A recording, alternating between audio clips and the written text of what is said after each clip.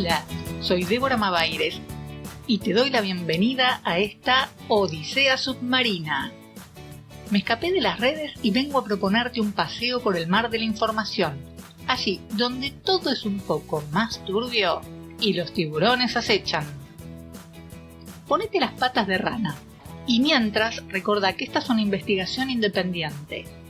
Si querés colaborar, podés hacerlo en las cuentas de Mercado Pago al alias mavaires.mp o en la del Banco Provincia mavaires.dni. Muchas gracias.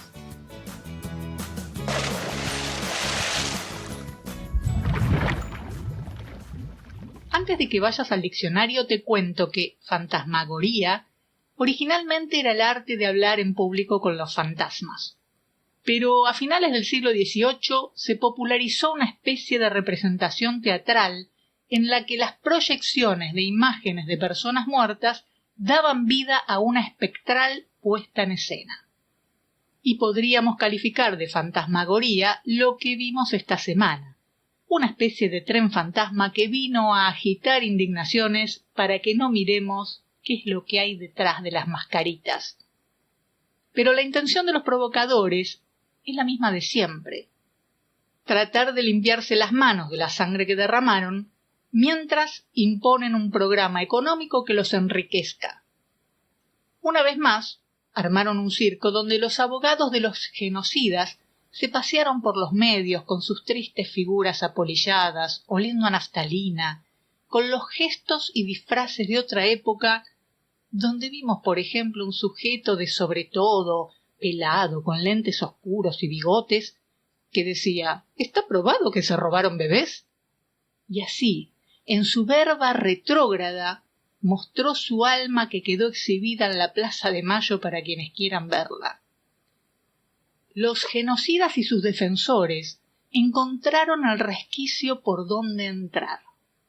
La murga del chiflado de la peluca que se disfraza de Batman.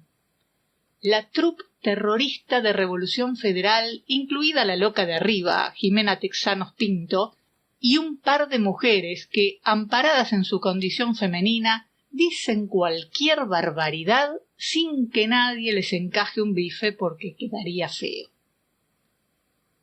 La más notoria, Lilia Lemoine, tal como se hace llamar, la mujer de 45 años que la va de adolescente rebelde, vinculada a los servicios de inteligencia de la Bullrich, que cobra desde 2015 sueldo en la legislatura porteña para actuar como entrenadora de trolls y ahora maquilladora de peluca loca. Pero todos suponemos que no es lo único que hace, claro. La hemos visto agredir a pedradas a móviles de canales de TV, o victimizarse porque alguien le tira agua, actuando como una profesional de la actuación y el bardo.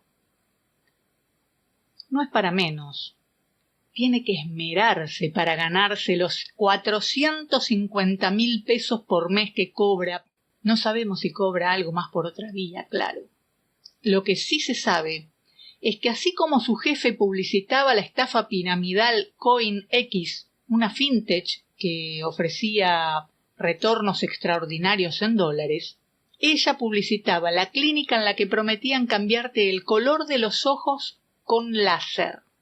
Así mostraba sus supuestos cambios de color, publicitando supuestas sesiones en las que el doctor Pedro Garrot, que se presenta como médico especialista en oftalmología clínica y quirúrgica, le cobraba entre $5.000 y $9.000 por sesión a sus pacientes. El hombre decía ser miembro de la Asociación Panamericana de Cirugía Refractiva y Cataratas, una asociación inexistente.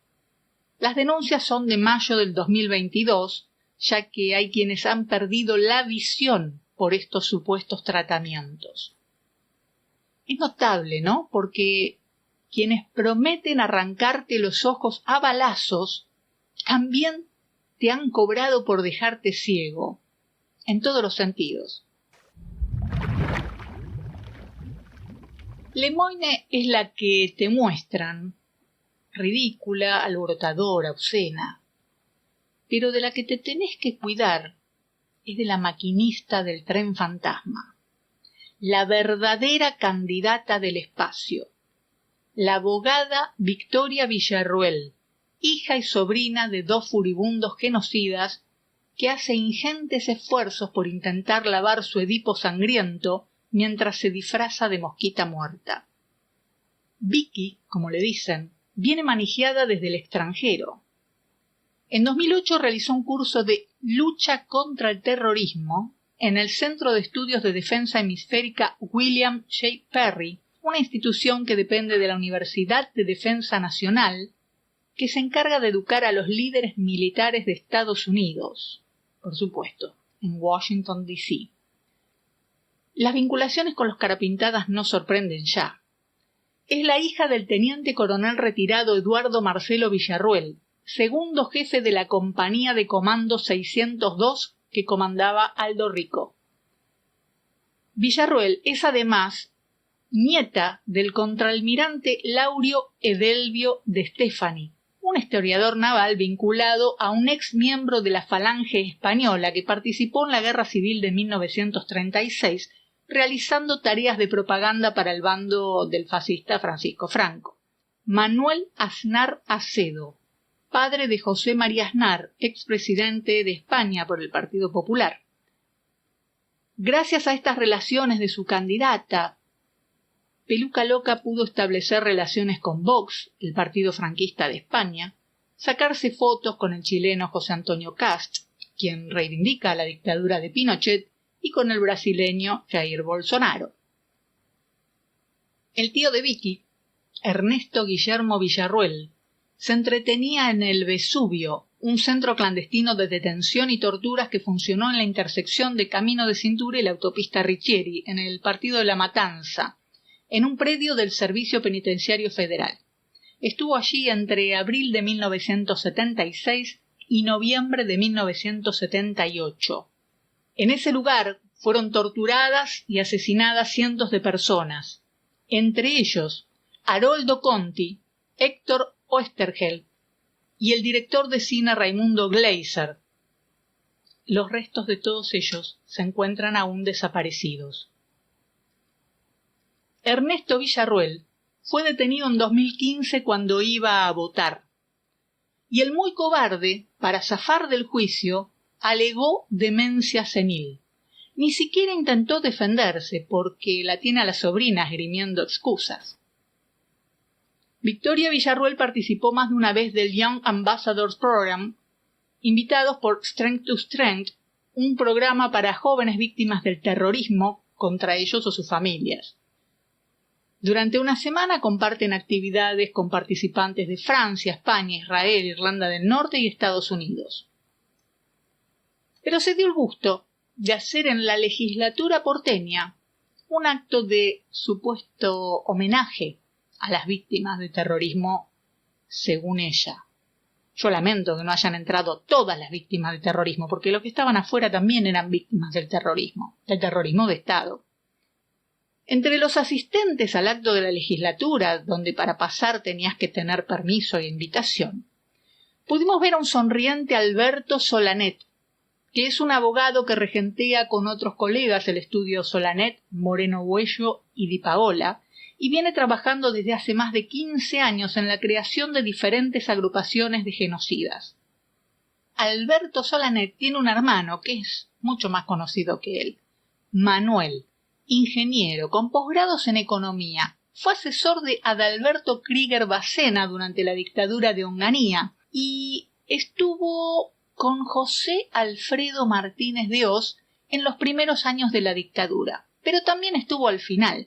Fue secretario de Hacienda de Roberto Aleman durante el gobierno de Galtieri, el carnicero del segundo cuerpo del ejército que al llegar a presidente, luego de haber pasado un mes en Estados Unidos, promovió una serie de privatizaciones, entre ellas la de Gas del Estado. Manuel Solanet, además, estuvo a cargo del dinero del Fondo Patriótico de Malvinas, ese que, habiendo recaudado millones en donaciones para asistir a los soldados, se esfumó como por arte de magia mientras le negaban la atención médica, los trabajos y los obligaron a mendigar a todos los excombatientes durante 20 años. Dicho sea de paso, también estuvo Marcelo Llambías, un torturador de soldados en Malvinas, que además es un asesino que mató a un coronel del ejército en Buenos Aires. Pero Alberto Solanet es el creador de algunos entramados de ONGs de genocidas. Victoria Villarroel, por ejemplo, en 2003 fundó el Centro de Estudios Legales sobre el Terrorismo y sus Víctimas, que es una rama de la Asociación Unidad Argentina, AUNAR, creada en 1993 por otro genocida, el ex jefe de inteligencia de comandos de institutos militares durante la dictadura militar, Fernando Ezequiel Verplatzen, uno de los torturadores de El Campito, que a su vez era uno de los 4 centros clandestinos de tortura y exterminio que funcionaron en Campo de Mayo, además de la improvisada maternidad, donde las mujeres embarazadas eran mantenidas con vida hasta parir a sus hijos para luego matarlas. Verplatzen murió en 2015. Victoria Villarroel es una operadora de la ultraderecha bien coacheada y asesorada. De hecho, ha mejorado mucho en su dialéctica y le perdió el temor a los micrófonos. Asidua visitante, entrevistada en el programa de Federico Jiménez Los Santos en España, un provocador de derecha en Es Radio, Victoria, al igual que otros políticos latinoamericanos antipopulares, fue cofirmante de la Carta de Madrid, una especie de documento fundacional de Foro de Madrid, un sello creado en 2020 para combatir a la izquierda en la iberoesfera, así nos llaman. La Carta de Madrid tiene el objetivo de frenar el crecimiento del comunismo. Otra vez la misma zanahoria para arrastrar a la gente al abismo, perseguir y matar. Solo que el comunismo cayó en 1990 con el muro de Berlín. Es un fantasma de sábanas gastadas, pero que todavía les sirve para espantar viejitas. Se autoconvencen de que están combatiendo el comunismo. La Carta de Madrid no tiene más de 20 renglones en la que promueven supuestamente la libertad de expresión, la propiedad privada y la autonomía de los poderes. Pero al ver los nombres, te encontrás con la ultraderecha latinoamericana. Y también con el argentino Alejandro Chafuen, de Atlas Network, la red creada por el británico Anthony Fisher en 1981 bajo el nombre de Atlas Economic Research Foundation, y que desde entonces se dedica a boicotear a los gobiernos que no sean de derecha. Chafuen tiene dilatada trayectoria en el mundo económico y académico de Estados Unidos, pero en Argentina dejó su huella en la liquidación de una financiera, Coimpro, y fue condenado en 2005 por la Cámara Nacional de Apelaciones en lo Contencioso Administrativo y Federal. Atlas Network es un núcleo que ya supera las 580 fundaciones, ONGs y grupos lobistas unidos entre sí por hilos poco detectables en un entramado mafioso de lavado de dinero que nadie jamás investiga. Y si alguien lo intenta, misteriosamente se prenden fuego los depósitos, como suele pasar con los de Iron Mountain, que hasta se incendian 2 veces intencionalmente en la misma ciudad.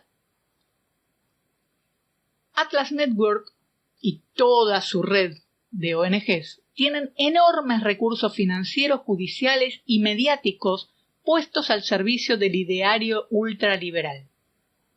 Pero además tiene vínculos con el Departamento de Estado de los Estados Unidos y la National Endowment for Democracy, o como la conocemos acá, la NED.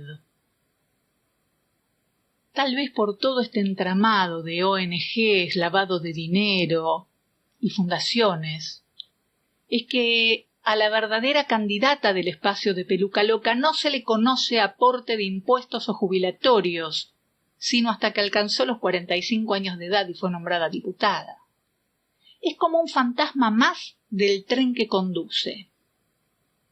La Fundación Atlas Argentina, tiene entre sus integrantes académicos a Diana Mondino, de quien ya explayé sus relaciones con los ladrones de los 90 en el podcast Mascarada. Su presidente es Eduardo Maschwitz, expresidente del Banco Comafi. Yamil Santoro figura como investigador y el periodista Eduardo Serenellini es el coordinador de asuntos institucionales. Entre los aportantes de la Fundación Atlas en Argentina figura el Jockey Club. Seguramente es una casualidad que haya un Federico e hijo de Tesanos Pintos en la comisión directiva del Jockey. Pero es cierto que en 2021 tenía como tesorero al abogado Eduardo Antonio Santamarina, integrante del Opus Dei y presidente del Partido Demócrata, ese que además de ser aliado del PRO, es el partido al que se afilió ese año Victoria Villarruel para poder participar en las elecciones. Santamarina, además, fue elegido diputado de la legislatura de la Ciudad de Buenos Aires en el año 2015. Durante su mandato tuvo como asesor a su socio en el partido, Federico Alberto Young, un ex juez civil durante la dictadura y defensor del dictador Videla en los juicios donde fue condenado por delitos de lesa humanidad. Federico Young también es célebre por la defensa del excomisario Luis Patti, uno de los asesinos del diputado Diego Muñiz Barreto y del intento de homicidio de su secretario, Juan José Fernández, a quienes torturó en una comisaría de Escobar y luego los llevó hasta Entre Ríos, donde los arrojaron con el auto al río Paraná para que pareciera un accidente. Y un dato no menor: Diego Muñiz Barreto había sido el joven amante de la madre de Patricia Bullrich, Julieta Luro Pueyrredón. Federico Young, además, es el primer director de la Agencia de Control Comunal durante el gobierno de Mauricio Macri en la ciudad de Buenos Aires en el año 2007, y tuvo que renunciar cuando se descubrió que estaba contratando a ex militares y espías, además de estar muy ligado a las actividades de Cecilia Pando, una de las amigas de Victoria Villarruel con las que visitaban al carnicero Echecolás. Pero además, Vicky era asidua visitante también en los despachos oficiales durante la gestión de Mauricio Macri, gobierno en el que la Corte Suprema de Justicia no pudo, pero intentó imponer un 2x1, un fallo para que se computara doble cada año de prisión de los genocidas, lo que hacía que muchos recuperaran su libertad. Hoy vemos por qué querían que fueran liberados. Tal vez muchos no lo recuerden, pero la mitad de la Corte Suprema de hoy fue puesta por decreto por Macri. Luego esto fue refrendado en el Congreso, pero habiendo demostrado que no le tienen mucho cariño a las leyes y la Constitución. Uno de ellos, Horacio Rosati, cuando era intendente de Santa Fe entre 1995 y 1999, tenía contratado a un genocida, Eduardo Alberto Ramos Campagnolo. Estaba en la Secretaría de Cultura de la Municipalidad de Santa Fe y así cobraba un sueldo para que se encargue de solucionar problemas con los vecinos. Es decir, como matón. Esa era la cultura que promovía Rosati. Ramos Campagnolo hoy está preso con sentencia a cadena perpetua por secuestros, torturas y homicidios cometidos contra adolescentes. Por eso ahora, Macri y sus cómplices, esos a los que les vendía armas traficadas con Sebel durante la dictadura, habiéndose asegurado los jueces, la Corte Suprema y el Consejo de la Magistratura, apuestan fuerte a la llegada de Peluca Loca a la presidencia. Porque una vez allí, su característica psicopática lo convierte en el dictador perfecto, pero si se retoba o se pasa de rosca, seguramente lo obligarán a renunciar con algún escándalo, o simplemente lo pasarán a degüello con algún accidente o atentado. De esta manera, lograrán justificar e imponer otra vez la represión, cuando Victoria sea la que se siente en el sillón de Rivadavia. todo condimentado con sangre, horror y lágrimas. El plan es económico. Te provocan con la sangre derramada por ellos poniéndose como víctimas para que saltes y los visibilices. Pero la mano que mueve los hilos se encuentra bien lejos de la Argentina. Es la misma mano que movió los brazos de Videla, los de Galtieri, los de Menem, los de Macri y los de la Rúa. Usan la provocación como pantalla para que no veas el filo de la guadaña. Ponen figuritas para disimular.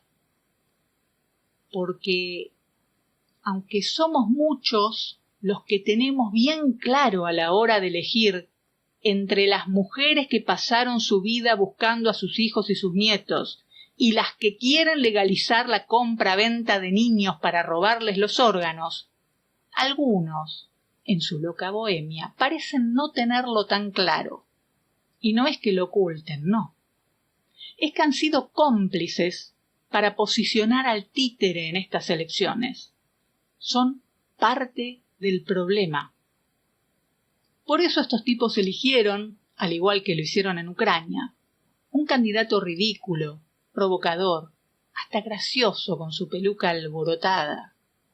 Un tipo que parece salido de un videojuego o de un cómic, que no tiene hijos, que está dominado por la hermana, que practica el esoterismo y que está más solo que Adán el día del amigo. Por eso ocultaron todos sus cargos en el Estado y las AFJP, imponiendo la imagen del self-made man que, llegado el caso, nadie extrañará. La fantasmagoría con la que nos entretienen no es más que un reflejo caleidoscópico de nuestra historia. Los que llevaron al pueblo argentino a la muerte, a la expoliación, a la mendicidad, a la guerra, andan por ahí representados en la figura de un sujeto que habla con los perros muertos mientras nos cobran la entrada a un futuro lleno de lobos.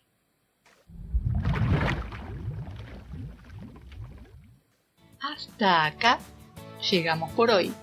Te espero la próxima semana para una nueva Odisea Submarina. ¡Chao!